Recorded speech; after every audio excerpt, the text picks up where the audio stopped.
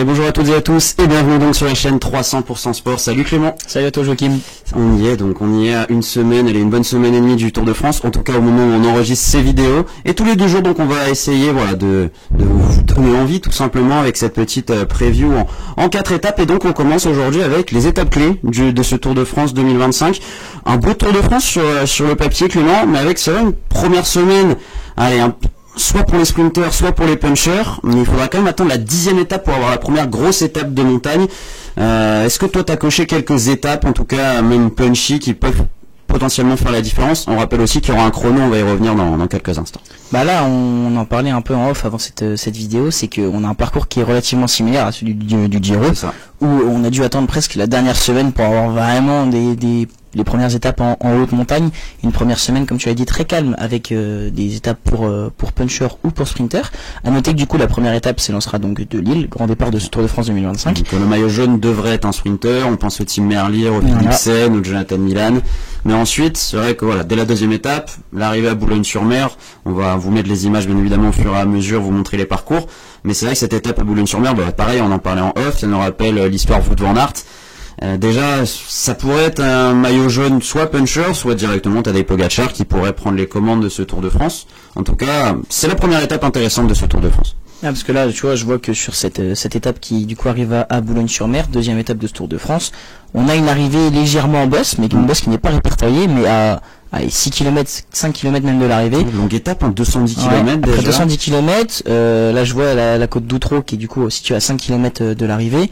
800 mètres après 9% de pente moyenne, ça va être un véritable, ça va être un véritable mur d'1 kilomètre. On voit des passages à 12% en moyenne, donc ça pourrait déjà être une première rampe de lancement pour certains punchers qui essaieraient d'anticiper. Et puis sinon on attendra le mur final. Et puis c'est une étape qui pourrait sourire à nos Français. On a pas mal de Julien Alaphilippe, qui sait, on ne sait jamais. On a pas mal de punchers qui franchement sont en bonne forme en ce moment. On verra notamment ce week-end avec les championnats de France aux Herbiers en Vendée, qui nous donneront déjà des premières indications. Mais ouais, possible de voir des Français en grande forme sur cette 2e étape. Et ensuite, bon voilà, Dunkerque, il y aura une étape de sprint, mais pareil, Rouen, tu me disais justement, faut se méfier aussi de l'étape de Rouen qui est, c'est un peu plus court, mais il y a quand même des belles montées, notamment une montée, la 3e catégorie, 800 mètres à 11% de moyenne quasiment, à 5 km de la ligne. Ça va être aussi une étape qui s'annonce sympa, mais on va dire que l'étape, le premier terrain de jeu pour les hommes du général, c'est ce contre-la-montre, 33 km,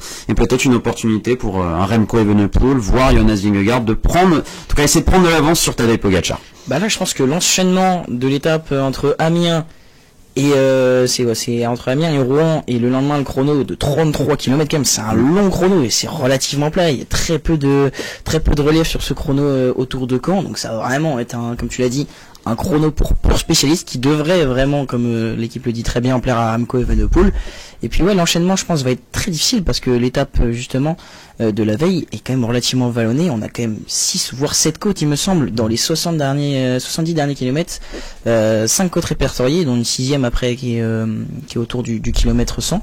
Donc comme tu l'as dit, ça va être un véritable chantier. La rampe de Saint-Hilaire, 800 mètres à près d'11% de pente moyenne, à 5 km de l'arrivée, derrière une courte descente puis une légère remontée. Ça va être une grosse étape puncher. On a l'impression qu'il y a quand même pas mal de dénivelé positif, justement. Je suis en train de regarder ça là sur le site du Tour de France. Il doit y avoir pas mal de dénivelé positif, et 2000 mètres. Bon ça passait déjà pas mal, mais en tout cas ça pourrait être un premier terrain de jeu. On verra d'ailleurs si un Tadej Pogačar pourrait pas se dire tiens, pourquoi pas prendre de l'avance déjà en vue du chrono. Justement, moi j'allais y venir. Est-ce que ça a un réel intérêt pour des coureurs du général comme Vingegaard, comme Remco Evenepoel ou comme Tadej Pogačar de passer à l'attaque dès la première semaine avant le chrono? Moi je pense que le seul qui pourrait justement vouloir essayer d'attaquer, c'est Pogačar, parce que son objectif, on l'a vu ce serait de prendre de l'avance en vue du chrono. Ce serait le seul selon moi. Après Evenepoel justement et Vingegaard, ils devraient essayer de suivre. Et juste on s'arrête aussi sur le lendemain du chrono, parce que c'est quand même 3550 mètres de dénivelé positif. Ça fait que monter et descendre. Ça va être encore une fois une étape très sympa. Et le lendemain, le mur de Bretagne. Donc beaucoup d'étapes punchy.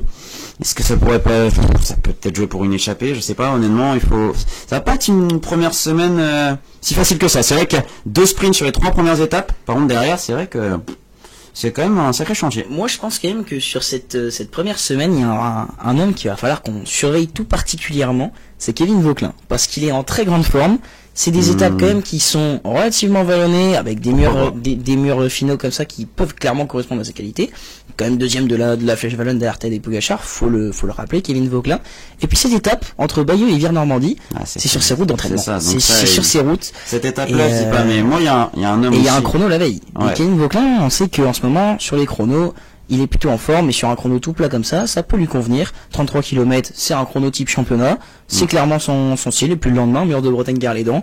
On le rappelle, une arrivée avec un final à 2 km, enfin de 2 km pardon, à 7% de pente moyenne, c'est pareil, c'est un mur. Et clairement, c'est une étape, ouais, c'est ça. Deux passages du coup comme d'habitude, j'ai envie de dire, sur cette étape traditionnelle de Mur de Bretagne, qui peut encore une fois convenir aux qualités de Kevin Vauquelin. Donc, à voir sur cette première semaine. Tant qu'on n'est pas sur de la haute montagne, Kevin Vauquelin, il peut clairement être placé au général, et puis c'est intéressant de voir à quel niveau il peut se placer par rapport aux grands favoris de ce Tour de France. Ah, moi, il y a un homme, et je pense qu'il est un cran au-dessus quand même, et justement, il allait chercher sa seule victoire d'étape ici au Mur de Bretagne, c'est Mathieu Van Der Poel. Je pense qu'aujourd'hui, un Mathieu Van Der Poel, on l'a vu, il est très bien revenu au Dauphiné, on était inquiet après sa chute en VTT, mais là, il est quand même très très bien revenu, et ça peut potentiellement lui correspondre. Il nous avait impressionné sur le chrono du Dauphiné, et ce terrain de jeu, Mur de Bretagne, on va essayer de vous rediffuser les images là sur la vidéo. Il a été assez impressionnant. Donc le Mur de Bretagne, je vois bien Mathieu Van Der Poel, en tout cas encore une fois, défier Tadej Pogačar. Tadej Pogačar, ça peut lui donner aussi des envies. Ce Mur de Bretagne, surtout une arrivée au sommet, ça lui correspond très très bien. Mais ouais, donc en tout cas les gars, vous l'avez vu, cette première semaine, alors oui, il y a des étapes de sprint. Derrière, à Laval, à Châteauroux, il y en a deux dans le nord de la France. Il va y avoir deux...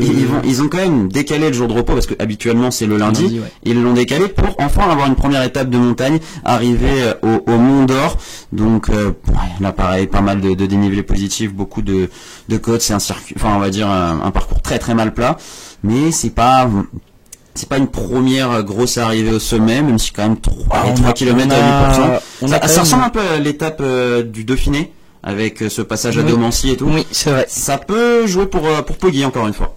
Après, on sera sur la 10e étape. Il y a quand même 7 côtes. Ouais, 7 côtes sur cette étape. On a une côte de 4 km à 6%, 5 km à 7%, 5 km à 7%, 3 km à 7%. On est quand même relativement sur les standards. Mètres de dénivelé positif. Ça va quand même déjà piquer un petit peu. Alors, on monte pas très haut en altitude, hein. On est en dessous des 1500 mètres. Mais c'est déjà quand même Ça prouve justement que ça va être un enfer. Mais ouais, potentiellement une première explication. Ouais. Mais bon, surtout qu'on a eu deux étapes très très plates et très calmes, la veille et l'avant-veille. Donc là, clairement, je pense que les grimpeurs ont un peu des fourmis dans les jambes et auront envie de se découvrir. Donc je pense que c'est peut-être là où on aura les premières attaques. Puis c'est une arrivée assez inédite quand même, le Mont d'Or. On le voit rarement quand même des arrivées au sommet au niveau du puy de Sancy. Comme tu l'as dit, 3 km à 8% de pente moyenne, c'est quand même c'est pas mal. Ouais, c'est pas mal quand même, franchement. Et comme tu l'as dit, ça ressemble un peu à une étape qu'on a vue sur le critérium du Dauphiné.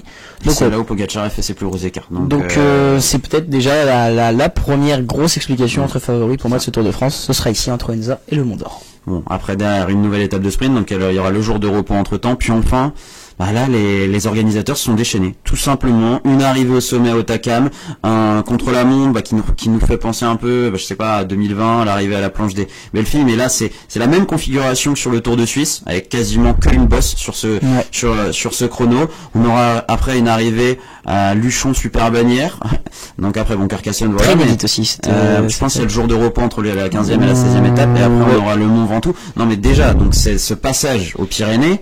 Là, c'est là que déjà tout peut jouer. En tout cas, on a l'impression. C'est là que Pogačar peut creuser des écarts définitifs avant les Alpes. Ah bah là, un chrono. Moi, c'est le chrono de Peyragudes. Moi, il me terrifie parce que la montée de Peyragudes, c'est le dernier kilomètre. Il est infâme. On est sur des passages à près de 20%. C'est infâme, vraiment. Peyragudes, et comme tu as dit, c'est un chrono qui ressemble beaucoup à celui du Tour de Suisse qu'on a vu ce week-end. Donc non, clairement, la veille il y aura eu l'étape d'Hautacam. Alors Hautacam, deux arrivées au sommet, plus même en soi une arrivée au sommet aussi sur le contre-la-montre. Là, les Pyrénées nous promettent beaucoup. Je pense que Hautacam, pas sûr que les favoris se découvrent forcément. Pourtant, Hautacam, c'est quand même 14 km à 8% de pente moyenne. C'est quand même en soi la première arrivée au sommet où. En fait, c'est la première. Hautacam, c'est quoi? Ça va être hors catégorie. Oui. Je pense que là, un Pogačar, il va vouloir taper du poing sur la table. Faudra voir l'état de forme de Vingegaard et Evenepoel. Mais pour moi, Pogačar, c'est ici qu'il va marquer son territoire. Potentiellement ici, au Mont d'Or. Il y aura pas beaucoup d'écart au Mont d'Or, je pense. Je pense, ouais. À Hautacam. Mais Hautacam, par contre, il y a vraiment moyen, tu peux attaquer à, je pense, à 7-8 km et faire beaucoup de différence. Ouais.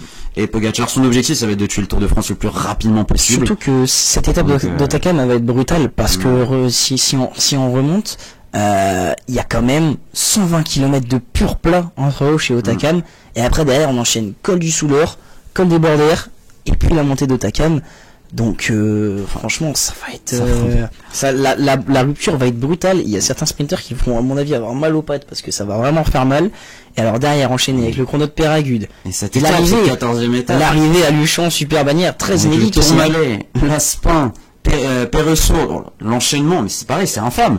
12 km à 7% de moyenne, Luchon, super bannière, je sais pas si c'est l'étape reine. Je pense que l'étape reine, elle sera dans les Alpes, mais ça a vraiment une gueule d'étape reine, ça. Bah là, pour le coup, en plus, d'habitude, c'est vrai qu'on passe par le Tourmalet, par l'Aspin, par Péresseau, comme je l'ai dit. D'habitude, c'est souvent une étape pour bannière de Bigorre, bannière de Luchon, pardon, et là, on remonte derrière pour l'arrivée assez inédite de Luchon, super bannière qu'on n'a pas vu depuis longtemps sur le Tour de France. D'habitude, on va pas au sommet. C'est pour ça. En tout cas, c'est plutôt une arrivée en descente. Voilà, je crois que c'était Julien Lafilippe qui s'était imposé là-bas une fois, de mémoire.